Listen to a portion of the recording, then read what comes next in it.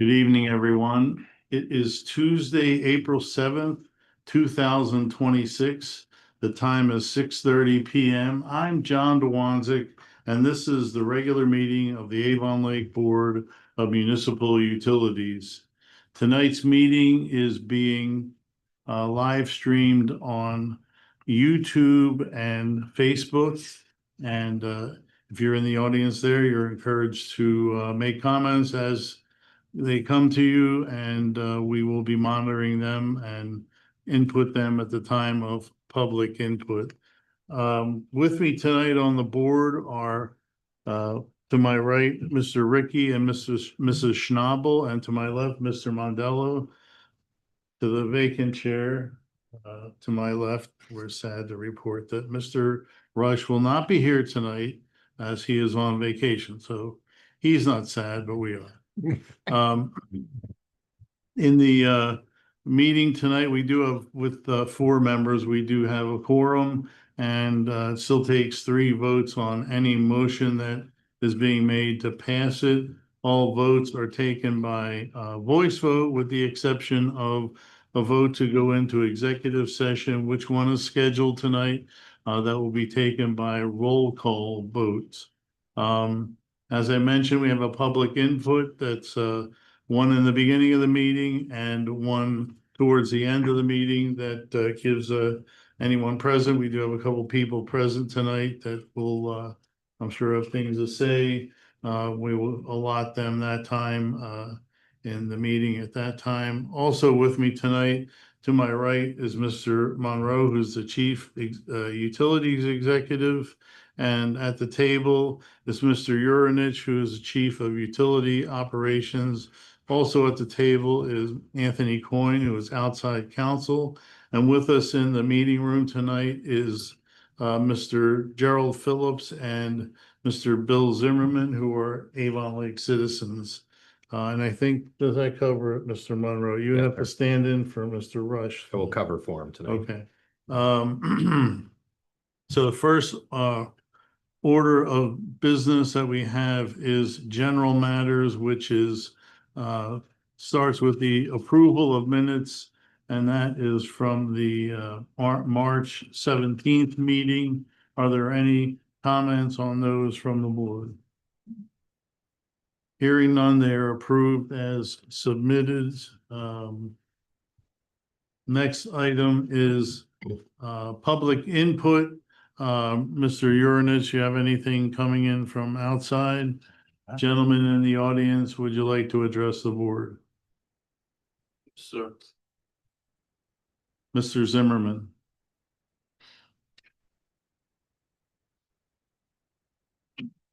William Zimmerman, Avon Lake. So my first issue is I made a public records request on 3/23 of 26. Been well over 2 weeks. I've yet to hear anything on it. I don't know if the holiday caused a problem or not. There's simple requests about emails to McManahan, maps for the 75 acres, and some other issues on communications with the commissioner's office.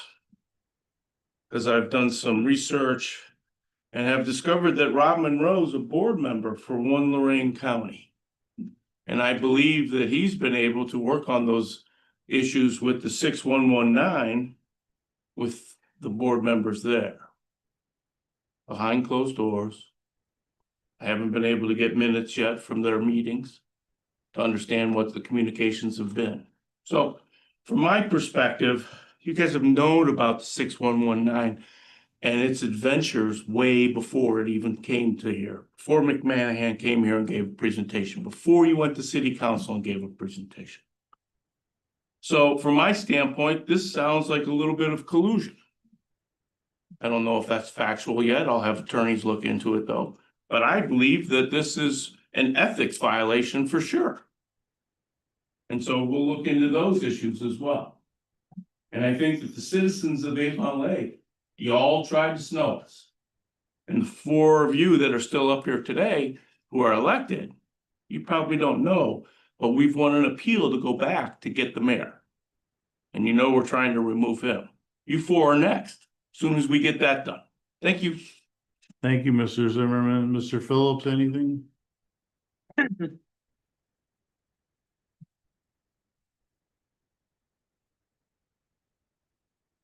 evening. Hope everybody had a nice Easter. Thank I you. spoke probably quite a long time ago when you bought 48 acres from ALERG for $3.25 million, when you already had 50 acres of vacant land by the animal clinic. And now you purchased 75 more acres to put a water line. You didn't need 75 acres to put a water line.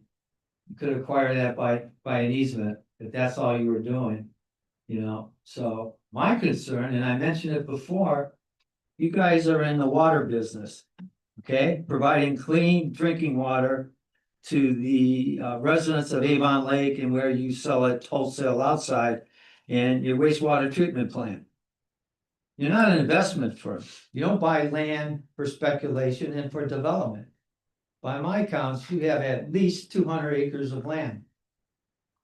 I don't see where you need it. You got a wastewater treatment plant that is sufficient enough, okay? And you got a water filtration plant that you're doing improvements on. So I don't know where you need that land for, okay? And that's probably 5 million just for the last two purchases. That would come out of the general fund, out of the cash. And when you're short on cash, okay, you're gonna either finance something or you're gonna have to raise water rates. Okay? And if you're gonna raise water rates, okay, because you're investing in it, that's not proper. And you're not in the investment business. That's not your purpose. The Ohio Revised Code clearly indicates what you're supposed to do. You're a proprietary fund. You're limited to that purpose. Not buying land for speculation. The mayor says that's gonna be developed. It's gonna be developed. Are you gonna develop it? Which you can. So is the mayor lying or you're gonna develop it? Because the mayor at his what the Ward 1 council meeting, I spoke about that.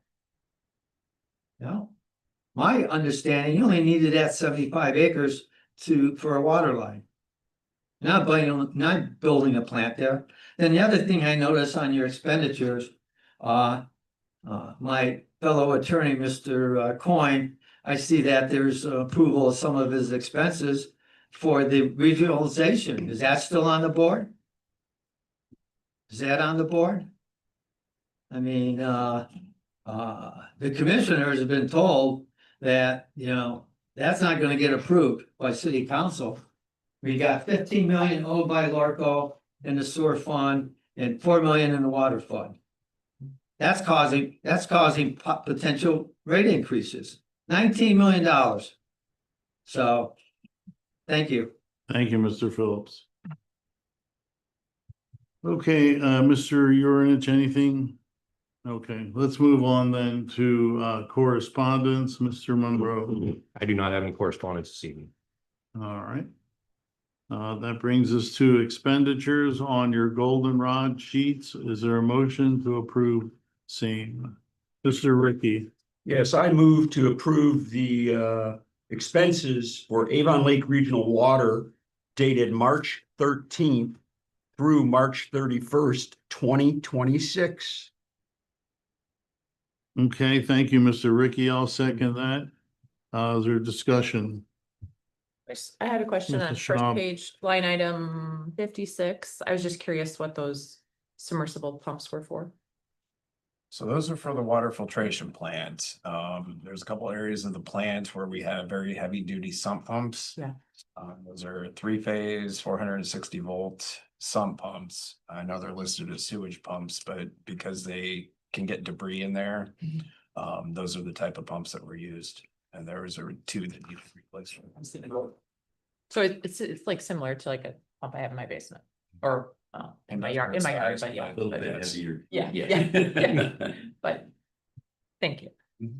Okay, anything else, Mr. Mondello? Yeah, I actually across all these funds in the, in the first 10, there's a, in the hospitalization costs, there's been a lot of, looks like refunds or payments back to us over the last couple weeks. What's I guess, why are we getting such a stream of refunds back? So represents the employee's contribution. So health insurance premiums are paid in full, like in advance. Mhm. And then employees pay their fair share out of their pay. It's withheld out of their paycheck, and then it's credited, their portion is credited back to our fund. So you'll see that. Okay. It should be every along with every payroll. Sometimes they group a couple of payrolls together, so it may. Before they, Yeah. right, oh, okay. Anything else, Mr. Mondello? I don't believe so. Yeah, we're good. Okay, most fund balances look in order to me so far, without the benefit of Mr. Logan here tonight. I can't quiz him anymore on that, but, this is, supplemental increase. Is that gonna be in this item or? No, hereby? that'll be part of the agenda item for the island vote generator. All right, I Mr. Ricky, please. Yeah, one real quick one here on Lorco, these Fund 749. Smart Bill Limited. Is that a different software? Do we use a different software for? Or is that postage, or what is exactly is Smart Bill? Smart Bill is the company that prints our bills and mails them. So that's for printing and postage. And then that gets booked to Lorco? It gets paid out of that fund, out of the Florco fund for their fair share, because they do billing monthly. Yeah, I was gonna say, they send out a lot more bills, well, at 1,500 every month. Compared to us, okay, I just wondered, I hadn't heard of Smart Bill before, that's all. Yes. Okay, thank you, Mr. Ricky. Anyone else? All in favor of the motion, say aye. Aye. Aye, motion passes. Next item is the administration building expansion project, Mr. Monroe. Thank you, Mr. Chairman. This is one that we've been working on for quite a while, and this was, I do have some slides to share this evening in relation to this project, but if you recall, to recap, we did the board approved contracting with Sixmo Architecture to perform the design services for our administration building. The current administration building that we're in now, this was built in 2003. Total square footage of this building is 27,000, little over 27,000 square feet. That breakdown is about 6,400 square feet of office space and about 20,000 square feet of garage space. In 2003, we had 23 employees. This expansion project will almost double the entire footprint of this facility. Total square footage would be 46,000, a little over 46,000 square feet. And that breaks down to about 21,000 square feet in office space and 25,000 square feet of garage space. Currently, we have 43 employees. And that's really one of the biggest drivers on the expansion is to accommodate growth of the organization. Currently, our engineering staff is located at temporary office on property that we purchased adjacent to the water filtration plant because they ran out of space here in this office. When this building was built in 2003, we had one engineering employee. Currently, we have 8. Do we have any engineering employees at that time? We did, Mr. Gadar. He was our only engineering employee at that time. And so we expect, though, that in the growth that we're seeing, that over the next 5 to 7 years, that we're going to probably add anywhere from 2 to 4 employees in that group. That group includes not just our chief engineer, Mr. Klein, but our professional engineer, Mr. Larson, our GIS locator or our GIS specialists, our utility locators, our inspectors, our backflow prevention program. So again, that's one of our drivers, and also our customer service. The space here for our 4 customer service representatives really was inadequate. The workflow with 4 individuals in that group, it was tight. And so again, the new space is going to also accommodate them, and also growth that we anticipate over the next 5 years or so. Before you go on, you mentioned in the engineering, the GIS, but can you amplify that a little bit and why that is important, and how much recognition we've had from regulators with our efforts in that regard and so on? Well, our GIS system has, grown leaps and bounds over the years. GIS, Geographical Information System, it's a database of all of our assets, all of our water pipes, our sewer pipes, valves, hydrants. It's built out. It's a pretty robust system. Other utilities from time to time will call on us for our files so that they can overlay onto their work, and vice versa. Gas company, electric company, they do share their information with us when we're working on designs. But having GPS coordinates of those assets is important. We're able to build out, dashboard for our regulators when we talk about valve exercising. Our valve exercising program that we exercise at minimum 20% of our system valves every year. Those are all tracked through that system. What we've really the last few years, when we purchased the new camera inspection truck for sewers, that software is tied to our GIS now. So almost in real time, when they do a pipe inspection in the field, that all of that data is downloaded and transferred to our GIS system. The two softwares talk. So again, cataloging all of that information. Maybe there's a segment of pipe that needs attention. Again, it's cataloged in the GIS system. So it's very robust system and very important to what we do. So not to interrupt your flow, I know I already did, but like on the personnel and the engineering department, I think it deserves amplification about how important our engineering department has been in assisting that of the city in all the projects that have been completed by the city, usually using contracts that we let and so forth. So the idea that was once thought to be area of friction between this utility and the city is now an area of cooperation, and actually a great deal of what is done in the roads and sewers and storm sewers and streets and all that is coordinated by our engineering department. And obviously it's taken more than just the one guy who's now retired, Jack Gadar, but would you like to amplify any of that? I'm sure that the mayor would agree with that, and the prior mayor as well. Yeah, I would agree with that statement.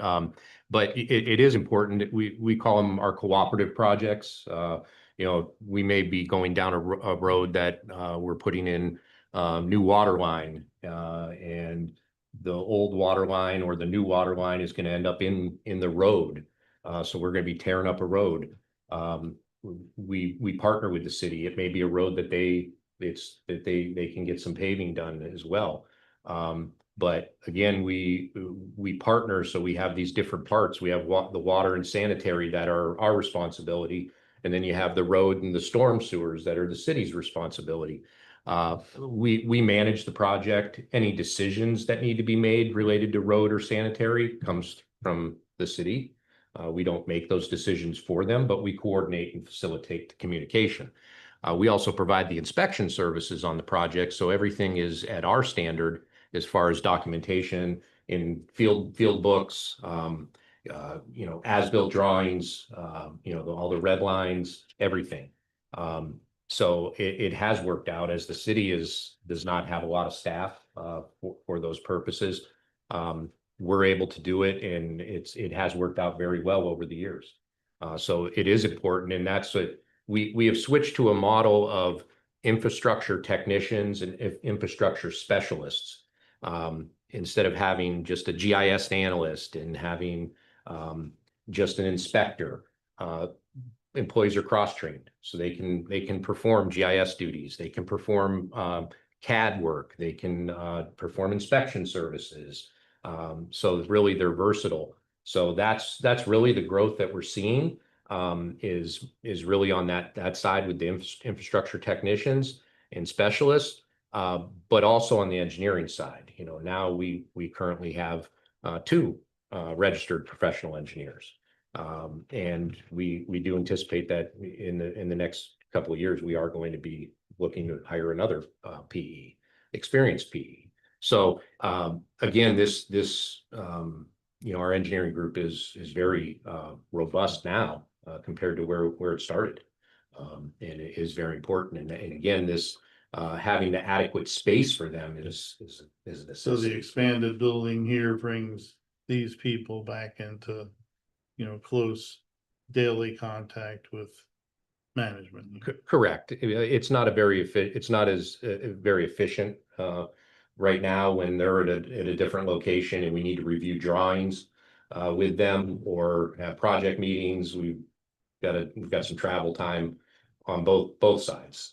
So it is not very efficient. So this will allow us to bring them back under roof. Okay, thank you. That's only item one. So there's a long way to go. No. But I think you don't want to gloss over like what is the meaning. It's not just adding people because, Correct. We're an employment job shop. We're like, we actually are doing more and better and so on, which help us to, run our operations efficiently.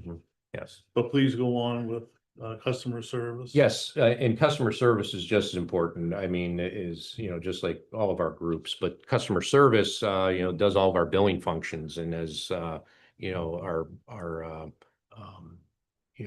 bulk customers continue to grow in their systems, having efficient billing and metering, getting all those meter reads in for all of the 9,000 plus meters in Avon Lake, as well as our bulk customers, very important. So we want to make sure that they're set up in an area that is conducive to efficiency in their area and also accommodate the growth.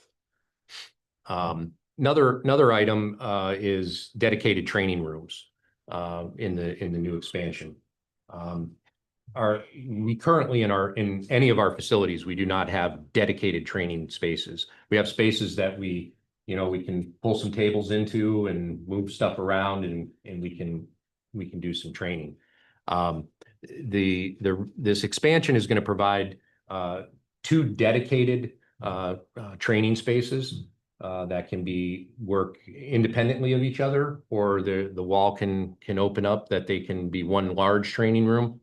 And it also, another slide, I get into the expansion of the boardroom also. But the boardroom expanding is a hybrid approach that those two training rooms plus the boardroom can be opened into one large space to accommodate larger groups. We do try to host any type of training or events we can for our not just our staff, but also all of our partners, our regional partners, because they all have licensure as well, and it's important for them to get CEUs and credits for their licenses. So we think it's going to be a huge plus to have that versatility. The Ohio American Water Works Association, the Northeast District, which is our district, they would like to have us host one of their spring or fall meetings, which brings in a couple hundred people. And it's great that would be good exposure, not only for our utility and our facilities, but it really puts us at the forefront on a training aspect. So very important. I thought we did this, hosting something like that at the Irish Heritage Center, The old Aherns, right? Yes. right, At one time. yes, we did. That was a Ohio Water Environment Association. They did a tour of the water plant, tour of the wastewater plant. Ohio EPA grants, they approved those for credits. Then there's a business meeting that's held, but we didn't have the space, so we had to, they had to rent a space at Aherns, and they did that. So Mhm. again, it's from an efficiency standpoint, it makes things a lot more efficient for us. Another item is with the expansion of the building, we also will be expanding facilities for public. There will be 2 restrooms located in the new lobby area of the building. Currently we just have a 1 men's room, 1 women's room that's available, and we do have occasionally members of the public that when they come in, whether it's for a meeting, whether it's for pay their bill or whatnot, they'll ask to use the restroom, and we have to navigate them through the whole office space. Yeah. So That is a shortcoming of this current configuration. it is. So that's another improvement. Are can I ask just, are the existing bathrooms for employees gonna still be there? Or is Yes. it only gonna be 1 bathroom facility now that everyone? No, the existing ones will have to be expanded because they have to, when you expand the square footage, we have to expand the fixtures because of occupancy and Yeah. what the maximum could be. Yeah. So the existing ones will actually, there'll be add on to those. Okay. And then these in the lobby For for the public are new in Perfect. addition. So Yeah, there are think- meetings, you're not wandering through the building. well, right, and then the employees have still their own separate Right. facility. Right. That was more my, Yeah. Another big item that this expansion is going to provide for is fitness and wellness center for employees. We obviously have a want to have a focus on the health and wellness of our employees. Healthy, happy employees make more efficient employees. So they'll have a dedicated fitness room that they'll be able to utilize. This obviously promotes a healthy lifestyle for current employees, but we also look at it as an attraction tool when we're trying to attract talent for open jobs that we do have those facilities. One of the big things is, we talked about it during expenses about health insurance, trying to control those costs. And, we were able this year and last year, we were able to negotiate a contract that we had a small increase last year, but they committed to not raising rates in 26, which is, it's significant for all. So healthier employees equals us, hopefully controlling, cost of insurance premiums in the long term. I do think your point about attracting new employees goes hand to hand with hosting events here, because in effect, people in the region who are your likeliest suppliers of employees, they come here and they like what they see, and they see it as an opportunity to upgrade their own employment, that kind of thing. So it's a stealthy way, I think, of attracting the best and brightest, which, I think we are pretty well doing that in the water services business, Yes. public water services business. Yes. So go ahead. I talked about it briefly earlier about the expanded boardroom, new boardroom. It's going to provide, an enlarged space for the board. In any other public meeting that maybe we need to host. and again, give us plenty of space for that. As I stated earlier, this is a hybrid space that can be, it can be a boardroom, or it could be opened up to the training rooms that are adjacent to it and create one large training room, can create one large room for public meetings, as necessary. I think Mr. Dewanzik can probably recall, because he was here at the time when there was public meetings, when various projects were going on. There were sewer separations. Yeah, sometimes you couldn't fit everybody, even in this room. Correct. To say nothing of when I first came to the board before this building was built, we were like, in the famous upper room, like in the Bible, in the old water plant. It was like a quarter of the size of this room, fit the table, that's about it. Mhm. And it was really very difficult.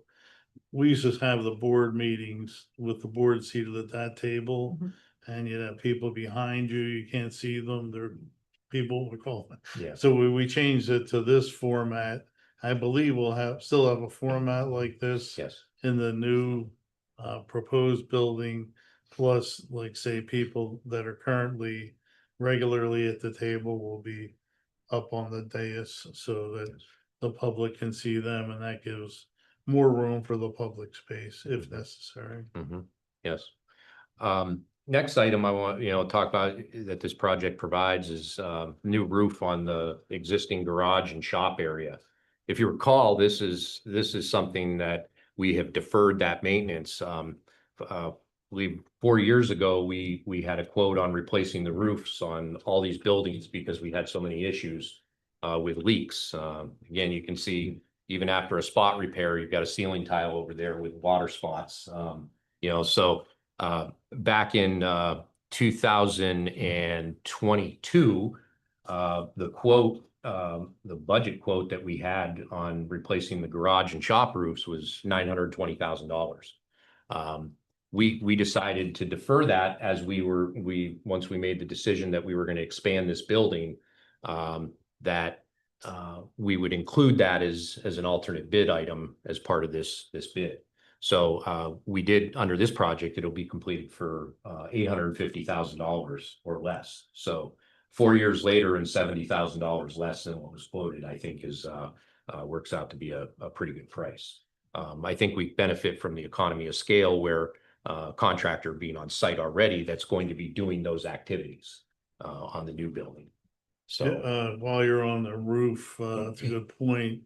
I think the style is a metal roof here, and like the safety center over there in the center of town, they have the metal roof. That was very much the style at the time, but the metal itself is impervious, but the edges of it don't necessarily stick to the building real well, and they've had terrible problems there. We've had moderate problems here. And really our biggest problems on this is where the flat roof over the garage and shop area, which is, a membrane, type roof, where it marries to the steel pitched roof, and the leakage that you get in that seam, there's a, parapet wall. It has been problematic for many years. So we expect improvements Yes, in performance, not just repairs. Yes. So talk about the solicitation of the bids. And this is, in the 8 years that I've been here, this is an exciting one to talk about because of the fact that the interest that we had on this project. We had over 40 individuals for our mandatory pre-bid meeting. And, I believe there was about 46 plan holders. That was plan rooms, general contractors, subcontractors, in the trades. So we did have a good interest in the project. And, it came out that we ended up receiving 6 bids on the project. And that's the most bids we've received on any project since I've been here. And not only did we receive 6 bids, but all 6 bids were very close. Matter of fact, the apparent low bid and the second apparent low bid, there was only a difference of 0.2% between their prices. It was about $30,000 difference. But the apparent low bidder is Rycon Construction of Cleveland, Ohio. I have never worked with Rycon. I have heard of that company. This is the work that they do. Their base bid was $11,564,750.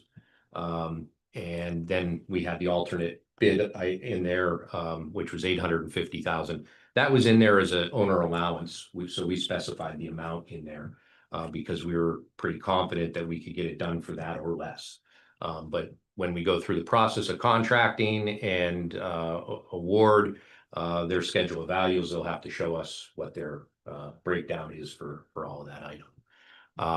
The engineer's estimate on the project was $10,946,907 on the base bid.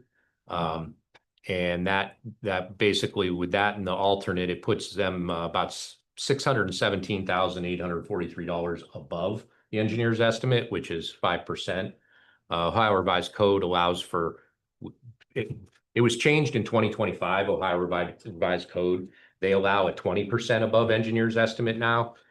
We have historically though always stuck at the 10%, even after they made the change last year, because that's our purview to do that. So it's well within the 10% and certainly within the 20%.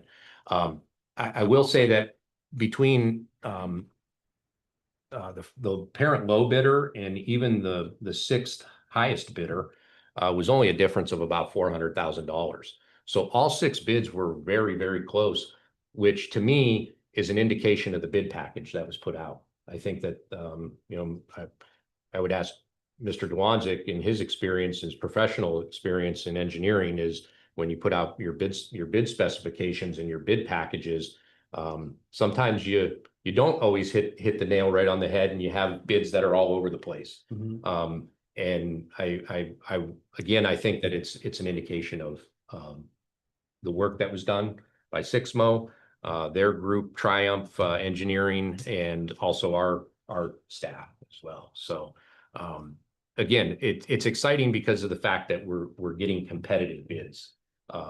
We've had projects before where it's been one or two bidders on the project, and on many projects. Even though we thought maybe we were getting fair pricing, still you like to see the competition. Right. So Well, what I found, I guess, about my professional experience is that when you go to gigantic firms, you get gigantic projects with gigantic prices, and that's why you can never understand how does the federal government in particular come to spend so much money.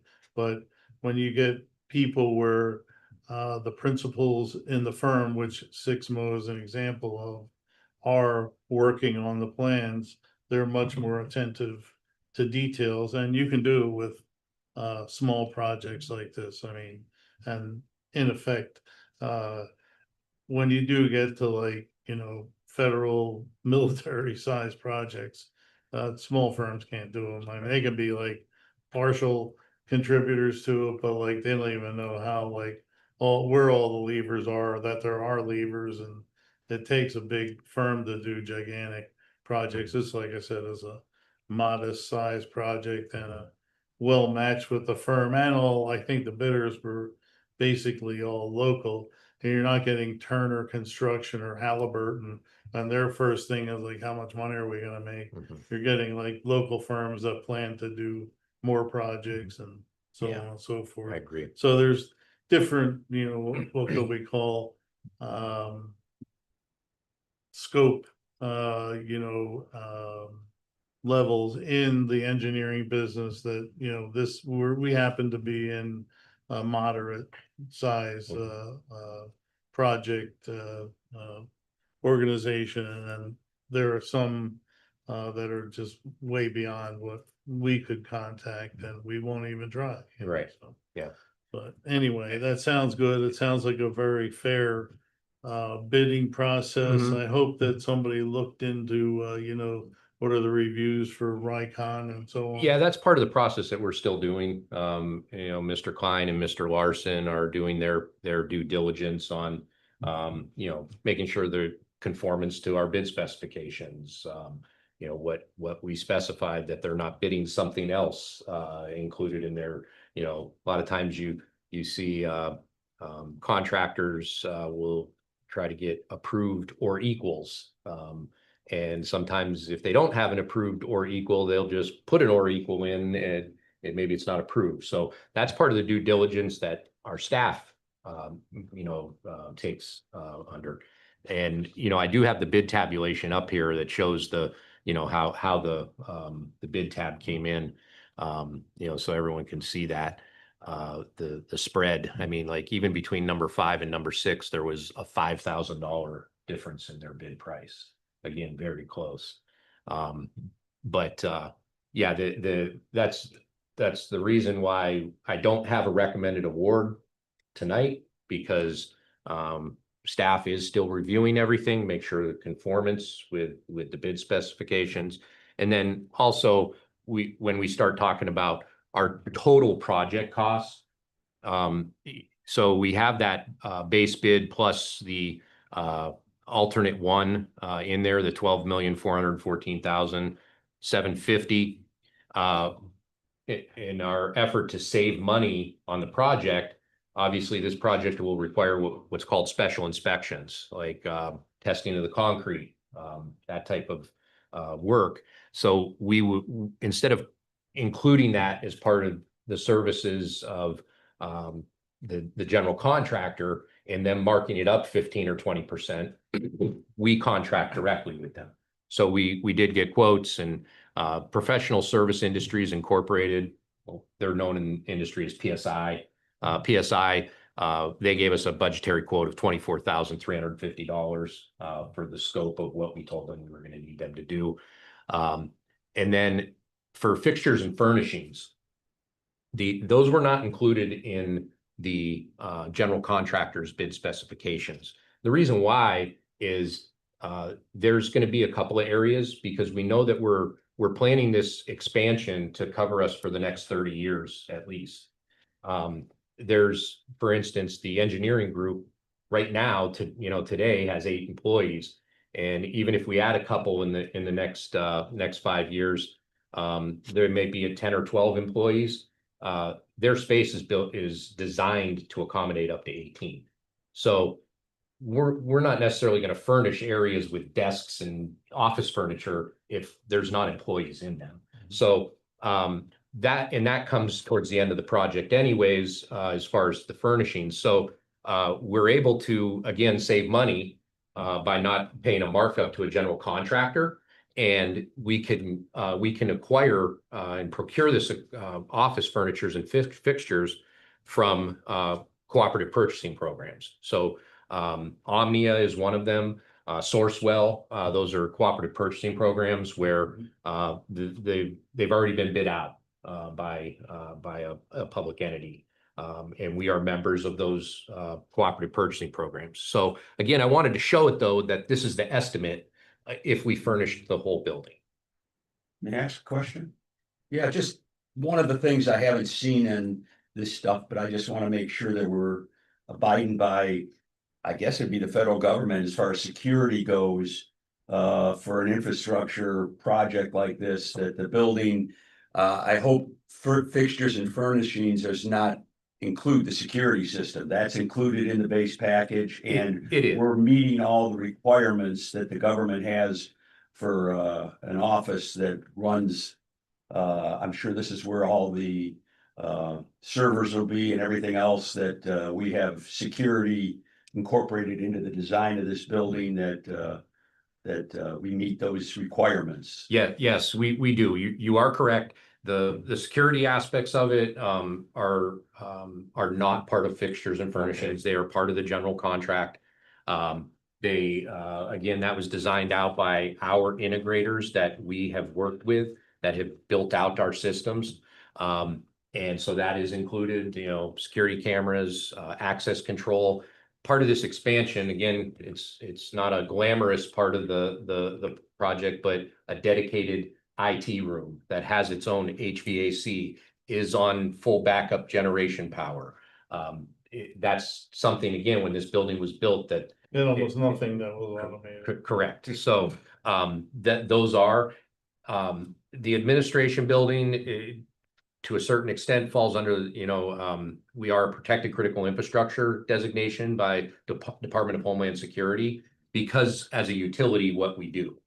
Gotcha. I could have said that, but not, you said it, you had the words. Yes. You knew what I meant. And this goes to the cybersecurity policy that we passed, last year, our cybersecurity program, our ISO standards for cybersecurity, all are tied to that. So we are accounting for it. That is included in the general contract. Very good, thank Mr. you. Monroe, to tag on to while you're on this big role here about the security. I'm sure between you and Mr. Urinich, you can set the audience at ease, not just this audience, but those who are watching, that you cannot manipulate anything in the operating plants from this building or from the servers in this building.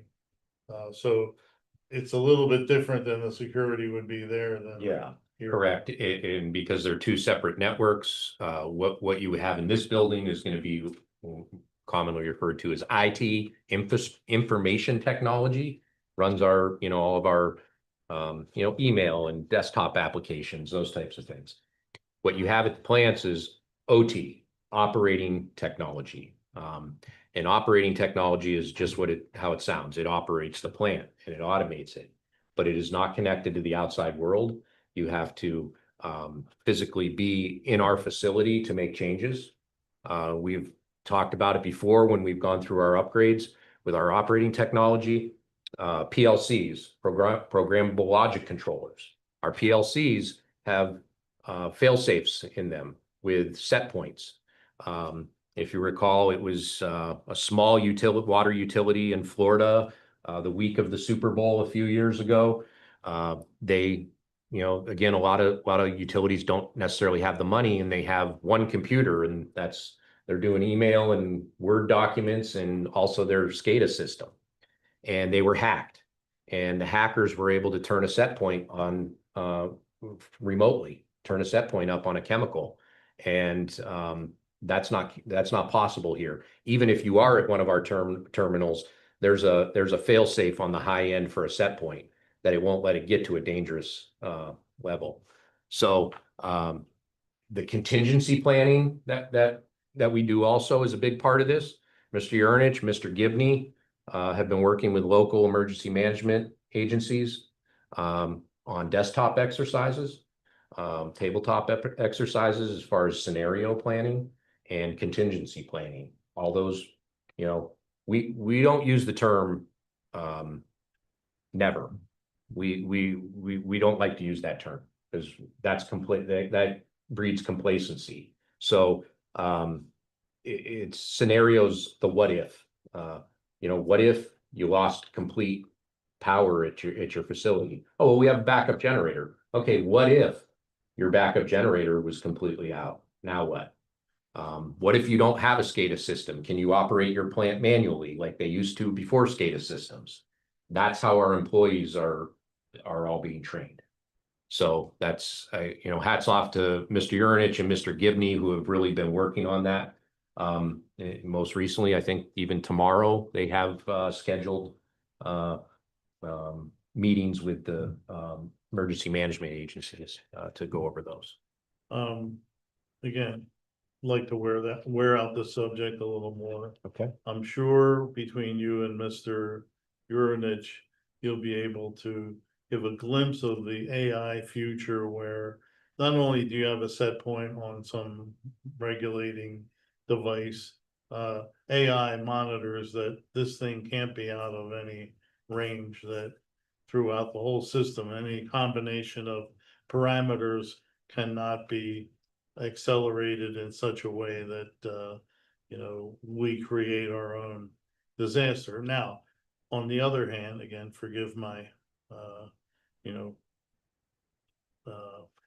thinking ahead, but attackers will have AI at some time, so we would need something that also anticipates AI attacks, and this looks like AI attacking type of thing. And What say you about that? So AI is just how you see it in a lot of everyday use. AI is a very hot topic in our sector.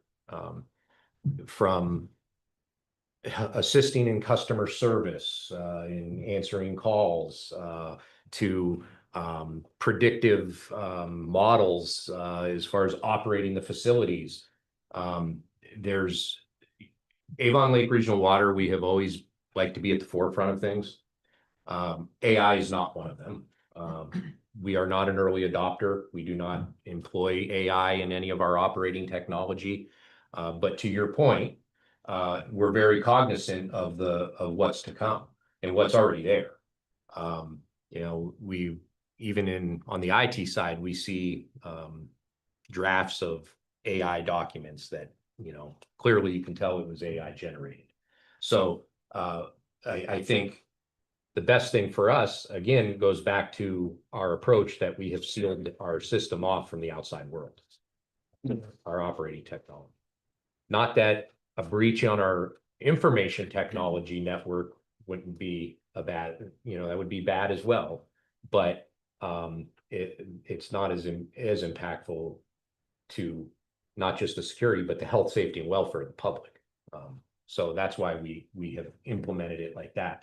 So we will continue to monitor, knowing what's out there as far as the AI that some utilities are implementing currently. And, you know, there will, I'm sure at some degree, there will come a time that we will have something that, you know, will perform some automated tasks for us in that regard. But we want to make sure it's in a responsible manner. Okay, anything else from the board? A lot of topics, a lot of thinking ahead. You might be around in 30 years. You could have some questions. So I'm getting to the end of my slides here on this, but just again, talking about I'm anticipating. talking about the continuing on the total project cost. We evaluated the bid price of the project on a square footage basis, and it works out to $452 per square foot. And Mr. Klein in his research found in the Northeast Ohio market, the average construction price for similar commercial construction is $450 a square foot, but that does not include demolition or site work. Our price does, any demolition and site work. So we're right there in, you know, it compares to where it should in that regard. And next item is, you know, talking about the project funding, and this goes to staff evaluation of the work we're doing right now. We're evaluating our cash reserves versus the OWDA funding, which as we know, we talked about many of our past projects. We have leveraged below market interest rates with OWDA. You know, if we finance what I have listed as the total project costs, it would add about $800,000 a year to our debt service. Currently, our debt service this year is between water and sewer is $5.9 million. But in 27, 28, and 29, we have three debt issues that are going to be retired. So payments will be all done, they'll be paid off. And those total about $400,000 a year. So if we funded the whole project, the net increase to our debt service would be about $400,000 a year. Our growth of our bulk customers and the development opportunities in their areas and in our region certainly support you know, increased debt service, that increase in debt service. But what we anticipate in what we're evaluating right now is we're going to ask a recommended award in 2 weeks for this project, and also the funding, how we'll fund that. And we're gonna look at a hybrid approach of using some cash reserves and then funding OWDA. The rates have come down even more on OWDA notes. Obviously not like they were you know, 5 or 6 years ago. But those rates, I don't know that I'll see those again in my lifetime.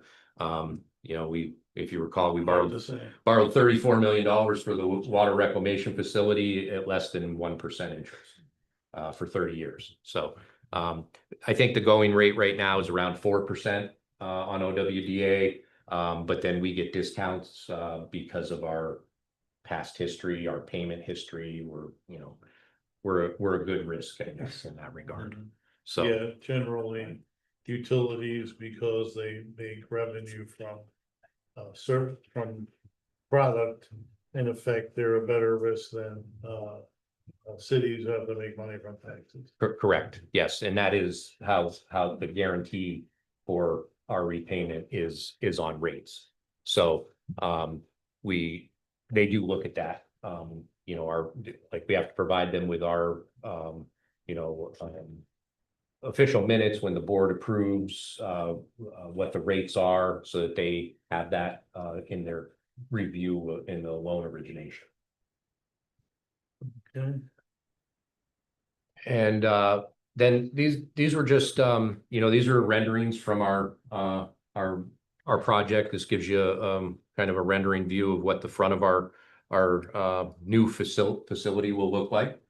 I think it's a very modern looking, conservative. It's not very flashy, but at the same time, it does. We tried It won't to look stupid in 30 years. Correct. Thank you. This is a view directly from our driveway on Miller Road. Just looking at it there, you can see obviously expanded parking area. If you notice, there were trees that were taken down. We did that in advance of the project so that we didn't have to contend with the Indiana bats season, where we're not allowed to cut trees down. So we did that, and again, That was good thinking by somebody. yes, it was. Yes, it was. And then this is really, these are again just rendering views of interior, but showing our lobby, kind of entry corridor, showing like the north offices and in a couple of different ways. Is this for real, or is this just examples? They were quote unquote renderings of what it could look like. Okay. But they're not. It's not the end all be all. And that is it for my slides. So to recap though, at our next meeting, we will have a recommended motion for award of the project. Also have a recommended motion for applying for any funding that we would need. Okay, any questions from the board for Mr. Monroe? I know we gave him a good workout this evening, but it was a good presentation. I think we have, everyone is much more well-informed now than they were. Mr. Ricky. Yeah, just one quick question. The 10% OWDA contingency amount, is that in stone? Is that us, or is No, that? that's OWDA. Yeah, they require. Yeah. And if you recall, like there's been projects where we don't take OWDA funding that we'll be paying out of cash reserves. We typically will do just a 5%. Because we feel, again, this goes back to our specifications, our bid package. We feel it's a quality product. We don't anticipate there being the need for that much in contingency by any means, but again, that's an OWDA that we just. So do we have to borrow $1.3 million? No, we get this total amount. If we applied for this total amount that I had presented with all these costs, that's what they would quote unquote call encumbered. Okay. Gotcha. Once we close the loan out, it's only on what you borrowed. Like they don't send us a check for 1.3 million in contingency and then we sit on it. Gotcha. All of this is on reimbursement. We pay and then we submit and they reimburse. Gotcha. So we only pay on what we borrow. So even that debt service estimate that I gave, that's based on the full amount. Right. If we use none of the contingency and maybe there comes items in the contract that we non-perform and it comes in under budget, we're only borrowing what we actually spend. That's really what I was Yeah. kind of getting at, but I Yes. didn't know, because I knew we were using 5% in other Yes. projects, and this one was 10, so that Yes. was my question. Yeah. Thank you. in effect, Mr. Ricky was saying, we feel, and you're saying, we feel this and that. He's saying, how much? Yes, How much do you feel it? yes, yes.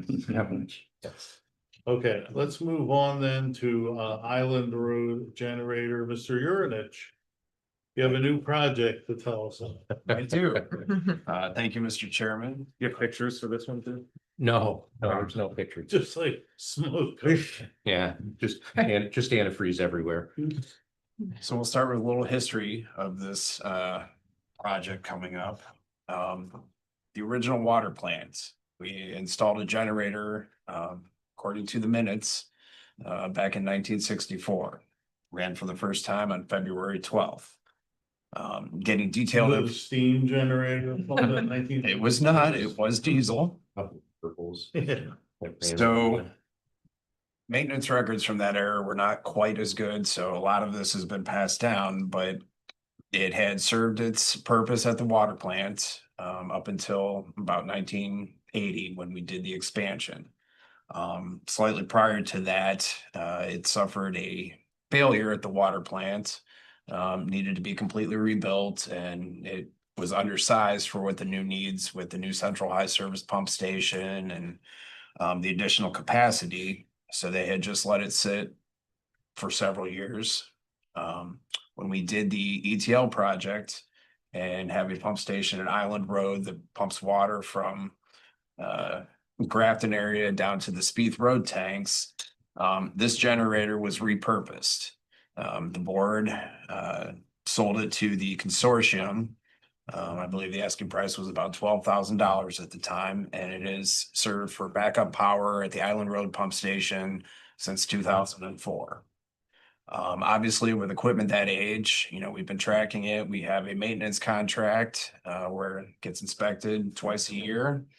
It had been operating reliably, but due to its age, we had been planning on replacing this. We had tabled it the last couple of years. We were planning on doing it next year. The generator itself, however, had other plans. I believe it was March 19th when one of the bad storms had gone through and we had lost power in that area. We were notified that the generator is not running, though there's no power. When Mr. Kometsky, the facility asset manager, got to the site, it was showing that it was a temperature alarm that had caused it to not run. We got W.W. Williams. You've seen their name throughout the expenses before. That's who handles the professional maintenance on those larger generators. They discovered that it was due to a coolant leak. The radiator had a massive failure in it. So we brought in a portable generator to get the site back up and going. And they provided a quote to repair the radiator. Due to its age, parts were not available for that style of generator. Getting something to fit, they were not able to find anything. So a repair to the existing radiator, recoring it, came to about $52,000. For equipment of that age to just repair a radiator at $50,000, an entire new unit the same size would be, it was about a third of that cost. So, considering that we were planning on replacing it next year anyways, we would like to move forward with replacing it with a new unit at this time. We don't feel it makes sense to put that much money into that old of a generator. So after going through all that, received a quote. The generator was under the Sourcewell contract that we discussed earlier. It's already been competitively bid, so we would not have to put the project out to bid. The new generator cost with installation and the generator, $173,727. So we have two recommended motions for your consideration. Mr. Monroe. Before Mr. Mondell asks a question, I just want to add that because we did not budget for this expense, the second recommended motion is to appropriate the money. There was a memo from myself and Mr. Logan in your board packets that shows the recommended appropriation of the funds. It's important to note, this does not come out of Avon Lake Regional Water. This comes out of ETL2 fund that we manage, the custodial fund. Currently, the ETL2 custodial fund balance is $5,213,216. The ETL2 fund does very well. Again, it's actually a sub fund 3. We actually split out Island Road in our fund in ETL2. So ETL2 has two. They have the fund and then a sub fund for Island Road, because only Medina County, Medina City, and rural Lorraine County Water Authority use that station. So North Ridgeville and Avon do not benefit from it, so they don't pay any of the costs associated with it. And so accounting wise, we still account for that. So we have the total fund balance, and then we even have the fund balance for just that sub fund. So, but I just want to make sure everyone knows that. And we did speak with our bulk customers that are affected. They're aware of the situation, obviously, and everyone, they're all in support of. They're saying Beeffield. Yes, but they again, because it's been well managed for all these years, the fund, that they're able to make these decisions and it not really affect anyone. Mr. Mondella, did you get your? No, two quick ones. How big is this generator, and there any scrap value for the old one? No, I was gonna ask the same. Scrap value, there may be some scrap value. A lot of copper in this generator. Maybe. Well, I mean, even just to sell the engine off or something. Yeah, I mean, Don't we'll get to a museum at this point. Yeah, the Smithsonian called and they would like it. Copper's copper. Yeah, no, we'll certainly look at all those options. That if there is a scrap value or. I didn't know if that Holloway was included in the. Yeah, it's 173 not. or- It's not, but Mr. Kamevsky also was for the installation portion. He's also soliciting other quotes from to keep WW Williams honest as well. So there may be another one may quote it as part of this. Do you have your question then? What's the size of it? Like 500. It's a 500 kV. All right. Yeah, it's a large one. Mr. Ranky? Quick question, did this affect operations? Did we lose pressure in the main down there and did we lose water supply or? Nope. No, so that pumps to the Spieth Road tanks. Okay, Pressure is maintained enough up to Island Road by the ETL2 pump station. ETL2 does not have enough head pressure to fill the tanks all the way down at Spieth. So this is just kind of a intermediary pump station. There's a couple of small draws off of that section, but there was no. So Spieth tanks would have been full and serving, they did what they're there for. that's exactly, Keeping the pressure. I didn't read anything in the paper about a boil alert or anything like that, so I just want to make sure that we in fact did not lose pressure in the main. And I also do want to point out too, the rental of the generator that we currently have out there, it comes on a trailer. It's a huge unit.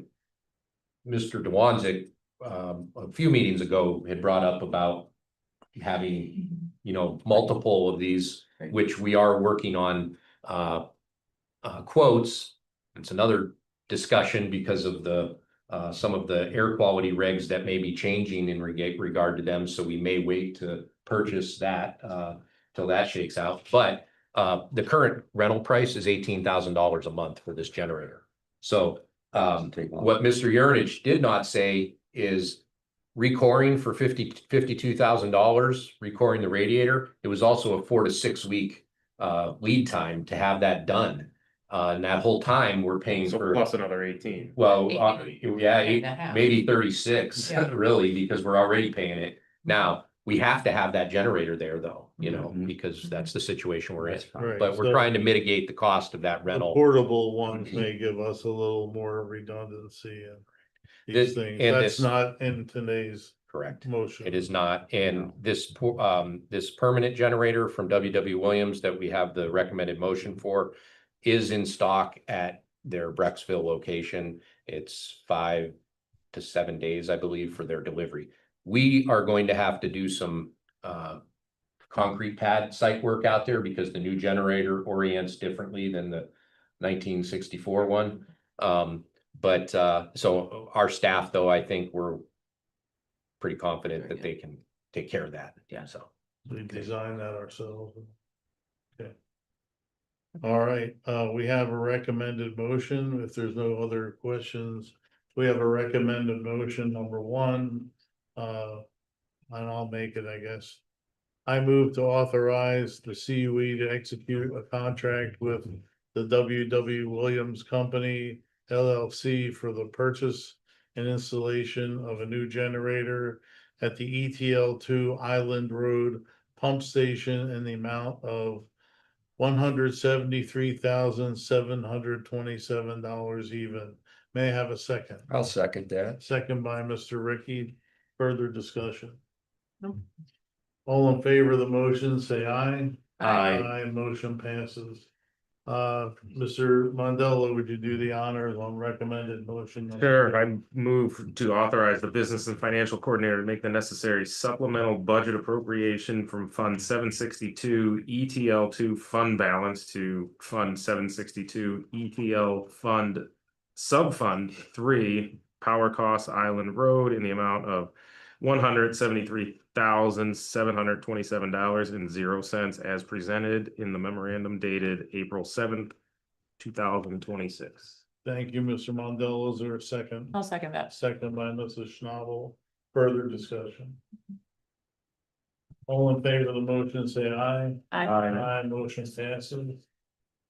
That brings us to everyone's favorite project updates starring Greg Urich. All the pictures are the starring part of this.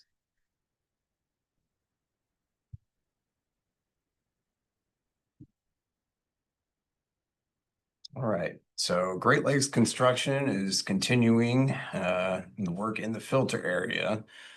This picture is just kind of showing they have poured and formed the concrete curbs that go around the edge of the filter just to protect anything from getting kicked in to the filters. Soon they will be placing the under drains, and after that, then the media. So they're making really good progress there. This is inside the new chemical feed building. This is the aluminum sulfate feed area. So they have made a lot of progress with the pump skids, the piping. One of the things I want to point out is the double walled piping. It's a little hard to see in the pictures, but all of the chemical feed lines have. See the skinny pipe going into the fat couplings? Correct. So if there was ever a leak in an underground area, not only is there leak detection within those double walled pipes, but they are clear. So if you started to see a pipe filling up with liquid, the operator would be aware that there was obviously a break or a disruption in that line. Just another added safety measure that, is pretty easy from an install point, but provides a lot of benefit for us just to make sure that everything is going where intended. Is that a code requirement now, or is that just something we elected? I don't believe it's a code requirement. I think the leak detection is, but we Best did. practices. Yep. Then I noticed the ladder in the last slide there. Is that where we forgot to put stairs in? So I believe that's going to be part of the ladder going if you had to go to the top of the tank. Looks like it goes down to the floor, down to the It's floor resting. below. It's the stairway to heaven, Chad. That's right.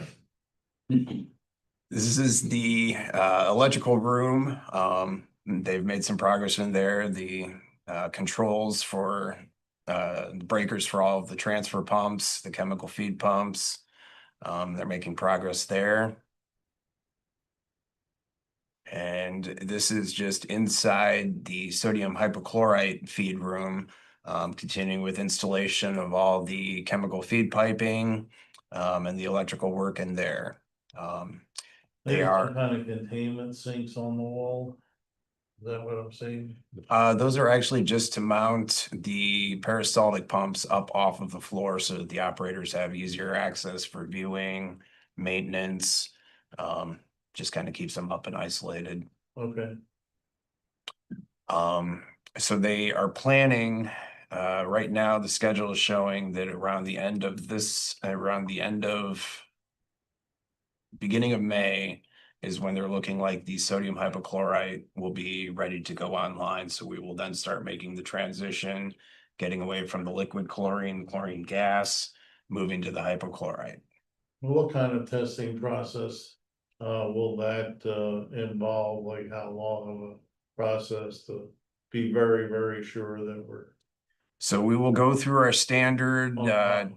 testing the system with treated drinking water, monitor all of the feed rates. That's something that we'll be able to do in conjunction with feeding the chlorine we're using now.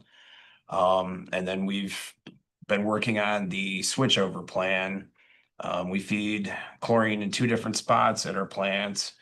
So we will transition one, wait for that to work through so that we monitor the levels of the disinfectant. And then once that's completed, then we will switch over to the next feed.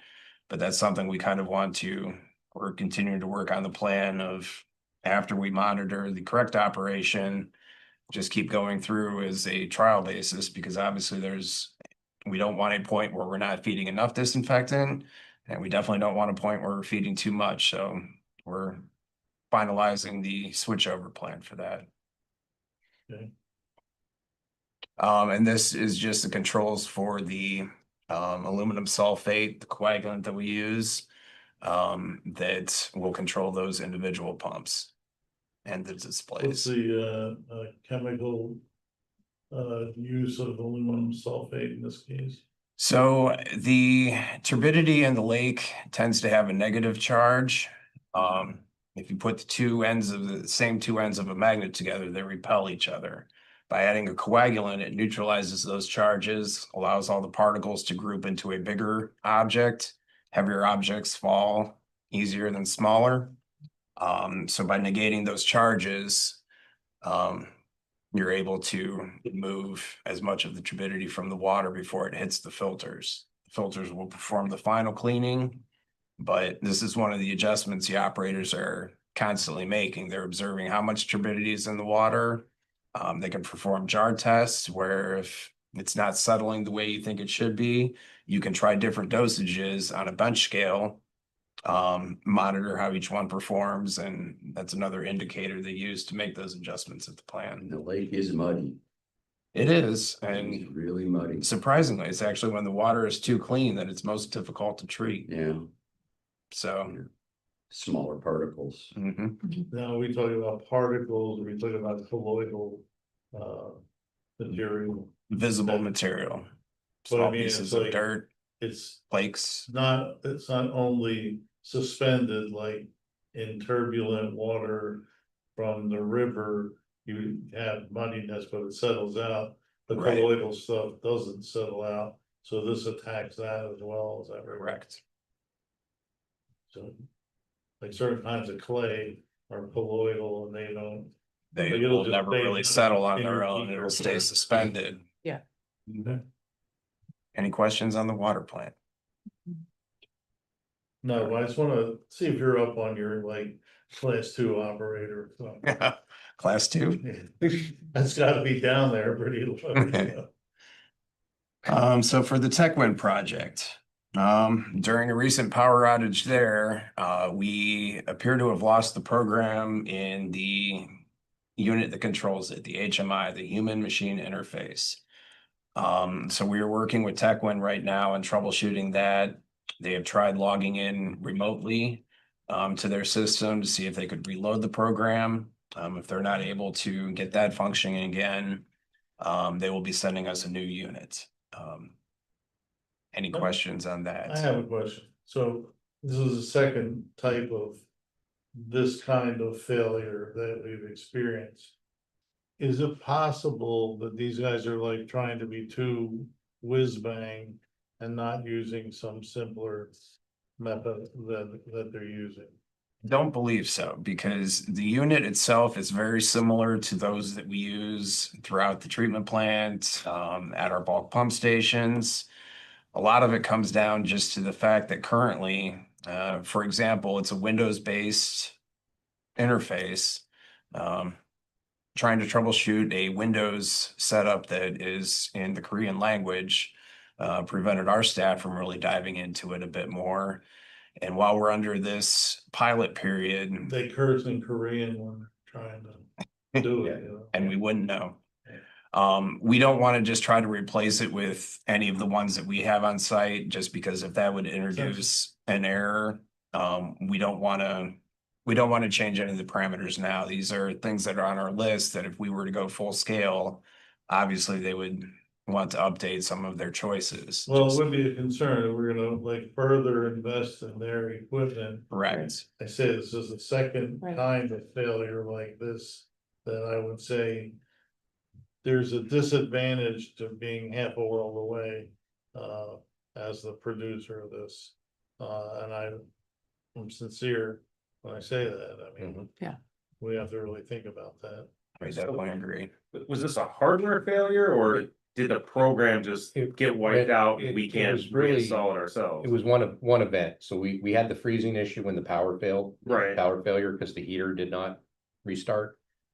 And this screen failed at the same time, but we didn't know that because of the fact that we couldn't run the system because we had to do the repairs. So it was just one event, but it basically they lost all the programming on it.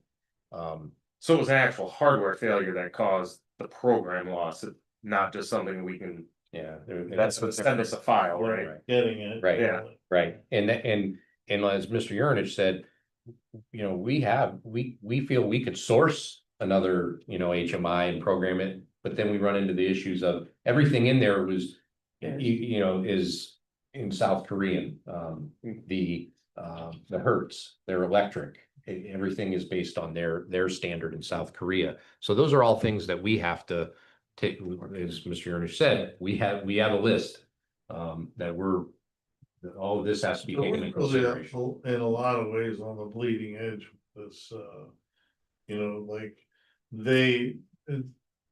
it's not lost on me why they didn't charge us for this, because they have to learn this if they wanna put this into service in the United States. They're going to have to build this in familiar units and you know, replacement parts and so on and so forth. So any indication from the vendor when that's gonna happen? Or are they just like, you know, as I said, swearing in Korean? And Well, from our kicking the wall? standpoint, when the system is not operating, we're not collecting data. We're not, you know, all of these this is all part of our due diligence of whether we do want to move forward with this system, their system. Right. We haven't had those specific conversations with them because the conversations are, you know, we need to get this up and running because there's a lot more data that we want to collect to fully vet the system. Yeah. But certainly the maintenance aspect of it is part of that. Well, it is well, that, you know, we are going down a dual track. One is to buy cylinders and the other is to make it ourselves, because, you'd hate to have come to the, you know, wall where, you know, we can't do anything at all. Correct. So that was a good move to do the dual track. I would hope by the time we're pretty satisfied with the TechWin system that Ohio EPA has been paying attention and knows that we have gone through the diligence process. And I think they're very interested to see this, yeah, you know, especially seeing as how we do have NSF certification on the product that it produces. I think Ohio EPA is really kind of itching to get here, and once we are able to consistently generate product. so we went from NFW to NSA in a short period of time. Is this something that we can get from them, a backup of their program and all this, so at some point we can swap our own equipment in there for a temporary or a permanent fix at some point? A lot of that would depend because the internals with the voltage being different, we can have a backup HMI unit I'm not sure as far as them sharing their programming. That's something that they can install if the unit was functional. We have the ability to hook up a laptop, because we don't have this connected to any of our networks. Sure. They can log in through the laptop, upload the program remotely. So that part of it, they could have had done. They just haven't had the ability to troubleshoot the unit itself. Sure. So I hope that answers your question. Yeah. So is there a chance if, when all the, reconstruction is done at the plant and we're ready to move forward, is there a chance that we would go with, purchasing sodium hypochlorite and get it up and running with purchased? And we would just Oh, make the switch? Yes. That's the idea. Oh, Like, we we, regardless of the tech win system, we will have to purchase because it will not produce enough Enough. product for us. Right, I didn't know how soon we were switching from chlorine to, so like immediately when it's up, when that building is ready to go, we're immediately making the switch to sodium hypochlorite regardless. Yeah, Yeah. And then it's just a matter of if we ever generate any of our own. correct. Okay. Is there really a better time of the year to make this switch, or is this as good as any? I Getting into mean, warmer temperatures and stuff it's as like good that? as any. Okay. It would be the same difficulties that we would face at any time of year. Okay. It's I didn't really know if just, there was- Does it matter that in summer we were at higher flow? no. Actually might make it a little bit easier because things will move through the plant quicker, so that. Yeah, yeah, you'll see results quicker. Okay. All right, and then just moving on to the water bundle, Underground Utilities, Inc. They're finishing the installation of the new water main on Armor Road.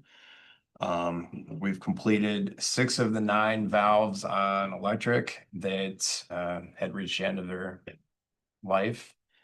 And as of today, they've completed 225 of the 419 indoor meter relocations.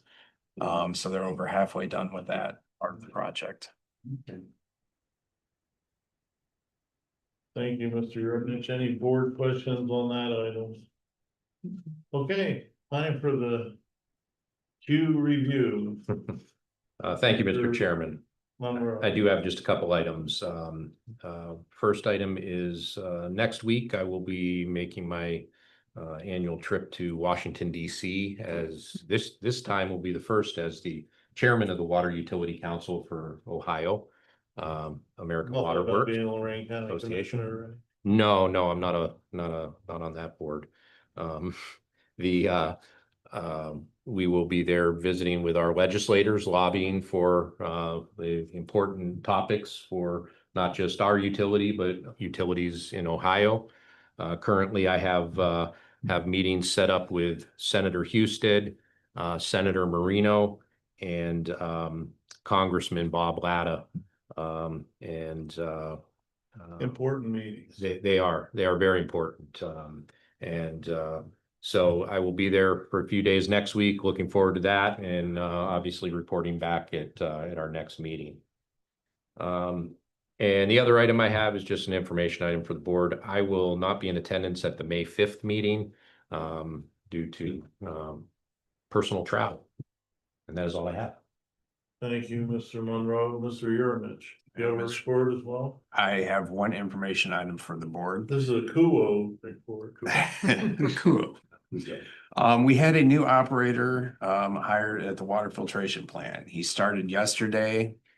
Just with the timing of going through our due diligence on this employee, we didn't have it in time for the last meeting. But Mr. Gerald Borling Jr. Borland. Borland. Borland would be Al Borling. Borland. Borling. Borland. He is starting as an operator in training. He's kind of a unique scenario. So he has about 16 years of experience on the wastewater side. He had previously worked for the Northeast Ohio Regional Sewer District. He has passed his Class 3 examination on the water side as an operator in training. So he's got a lot of valuable experience, not directly at a water plant, but we feel he's going to be a very good fit. And based off of conversations with Mr. Gibney today, we don't think it'll be long before he really picks our plant up. But as I said, was hired as an operator in training, step 5, at $34.15 per hour. Does that fill our requirements? Are we up to manpower now again? Correct. This hire? Very good. And you'll note Yes, that. yes and no. We do have an employee that's out on medical. Oh, that is true. Right now, personal medical, but when he comes back, then yeah, we will. We are going to have a couple of retirements over the next couple of years, so we're already looking at our succession planning. Have to. Yes, So when we read the minutes of this meeting, you'll have that information that you just gave out. His Correct. first name was Gerald, Gerald, and his salary and his step and all that will be in there. correct. What did you say he is class 3 for wastewater? He has a class 3 in Yeah, wastewater that's what I thought. and he is an OIT class 3 on the water side. and in order for him to Oh. get the class 3 issued to him on the water side, he has to have the time. So he has to have time on operating a water plant. You can pass the test before you have the actual operating experience. So what about class 1 and 2? He passed all those. did He those. passed those. He as passed well. those. He's up to a 3 in both sides. So as soon but as he's he not meets the completing experience requirement, He technically only has a class 3 in wastewater. in waste because not enough time spent in water. Yes. Oh, okay, thank you. And Gotcha. this is all This- good news for bulking up the bench strength. Yeah, And to that point, Mrs. Schnabel, one of the big rule changes that we were able to affect as part of our group with the Ohio Water Utility Council and the AODWA group is previously Ohio EPA would, if you passed an operator in training 1, that was it. They wouldn't allow you to go test for the other ones until you had that 1 issued. Now they allow that. They allow him to go, so he passed the OIT 1, OIT 2, and oh, OIT without the 3. Without the experience, time. no, yes, without Correct. putting in the time. Whereas Yeah, before, they would only allow someone to take the OIT Right. 1, Right, get your experience, and you Yeah. get a class 1. Yeah. Then you could take the I see. 2 and get an Yeah, yeah, I OIT see. 2. so, yeah. So that was a big Yeah. change that we were able to affect Yeah. on a statewide. So how many hours does he need to get the certification for the 3? 2 years. 2 years. 2 full years. And then he can jump to that pay because then Ye- he meets the requirements. Yeah, will he be issued his class? Yes, his class, I think he might move right to after 1 year because that's the Yeah, I thought it was minimum. 1 year. Because he Well- has a wastewater license of a higher step. Right. It cuts down on the amount of time he needs for a class Wow. 2. So after 1 year, he would qualify for a class 2. After 2 years, he would qualify for his class 3. Whereas if you were starting from scratch, it'd be. 4 years for Oh. a class 3 Oh, is I think the minimum right now. okay. I'm taking it he's a pretty bright guy. He passed all his tests on it. Good. We need them. Great. Very good. Okay, any members with items to report? Mr. Rundle? Just a quick announcement for the general public of this sporadic warm weather. Just remember that June, July, and August are the months with the credit, not Well, not April and May it here. doesn't So always, read the regulation, no, right? But but. Oh, with all the water rain, away. nobody finds Yeah. the water. You have to get your backflow prevention system that as Okay. well. at a time. I'm sure Mr. Ricky could tell us about that. And thank you for that, Mr. Mondello. And Mr. Ricky, do you have anything you want? Yes, last Thursday, I spent 8 hours in a refresher class for my backflow license for the 6th time. I've refreshed and I'm good for another 3 years, so to the end of 2029, I have a valid backflow testers competency certification. So I did that last Thursday in Elyria at their pump station on Lake Road. It was close, so I took it now, even though I didn't need it to the end of the year. The only other thing is I made a stop today. I was running down Lake Road and I saw this beautiful sign, Avon Lake Regional Water, and I thought, yes, that's where the customer service is now at. So I pulled in and saw the girls, and Bill Logan was there as well. And I think that's a well purchased trailer for the temporary housing of our facilities. I was impressed that it kind of meets the needs.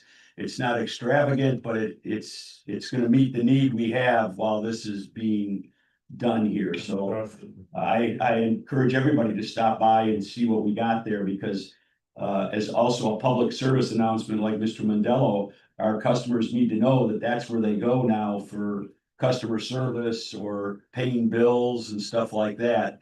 But there is a sign in front of it and the trailers are there, and like I say, I made a quick stop there today, so I encourage everybody else to do the same and make sure that everybody's telling the public where where they're supposed to be going now for bill paying and et cetera.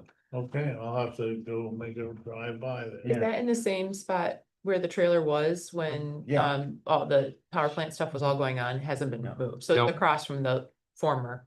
power Right on plant. it's right on the southwest corner of Lake Road and Avondale Avenue. Yeah, okay. And our staff ran conduit from the wastewater plant over to the trailer so that we were able to connect fiber network. They cleaned up out front, cut down all the overgrowth that was on the corner. They'll seed it so it'll look nice, and we have our signs up that we got a permit from building and zoning, and it's a nice temporary home. So, and then do we have I mean, we're still not, we haven't even issued the contract yet, but do we have an estimated time of finish of this project? We do. We estimated the administration building project was going to be a 18-month project. What they submitted with the low bidder, what they submitted with theirs was I believe it was 405 days, so 13 months. So In the next summer. and that just since we're discussing that, I failed to make this public announcement is we will have our meetings here in May. So both meetings in May, and with the first meeting in June, our temporary location for board meetings will be at the Lake House, right next to the Folger House there. We have secured that for the next year, so to hold our meetings the first and third Tuesday of the month. So Make sure you put that in big Yeah. bold letters on the front of yes, the agenda. yes. And in the meeting, I think we have our meeting location in the calendar always. Think Yes, so. you do. So you just gotta change if you can change the address on there, maybe I'll notice. Okay. I remember. But that starts, you said, what meeting? The first meeting of June. Okay, I'm gonna put that in my phone anyway. The second, June 2nd. Yes. Okay, And the last item is I will not be at the next meeting. I will be traveling out of town, so I make that announcement as well. okay. Thank you. That's all I have. Okay, anything else, Mr. Mondello? From my standpoint, I note that Mr. Monroe and I represented the board and the city at the funeral of Mr. Abram, former board member, former council member. So just so you know, that has come to pass. And the other thing is, you have to fill out your Ohio Ethics Commission. You have 1 month now Yeah. to finish that and get it out. It's pretty easy to do if you did it before. Yeah. I think you, even Mr. Mondello, would have done it before. Mhm. It's just kind of like, I don't have to change anything. Right. Sign it, pay it with your credit card. Mr. Monroe, as you could see on the expenses side, will reimburse your $35 fee. And even though you could probably get away without doing it, it would not be worth it. Right. I don't think it would be, I'm ready to do that. you know, that would Ethics be violations. ethics violations, you know, we have all those, so on, so You're right. get it done and put it behind you. You know, they don't give you the option of renewing it for 2 years like your boat license or something. But Or 10. anyway, that's all I have. We now have opportunity for public input, but there's no public in the room right now. Is anybody on the internet? Chairman. Okay, we'll close that. And now we have a motion for executive session, which I'll be happy to make and like a second. I move to meet an executive session as allowed by ORC section 121.22, section G, Article 2 and G, Article 3 to discuss the purchase and or sale of property for public purposes and pending or imminent court action, and to include the CUE, the CUO, and a representative from Mansard Gavin. May I have a second? A second. Second by Mrs. Schnabel. Mr. Monroe. Before you take the vote, I just want to note, I do not anticipate there to be any formal action by the board upon reconvening the public meeting. Okay, thank you, Mr. Monroe. So we are moved and seconded. This will be roll call vote.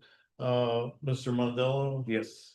Mr. Ricky. Yes. Mrs. Schnabel. Yes. Chairman votes yes. We will go into executive session. Let's come back in 5 minutes and we will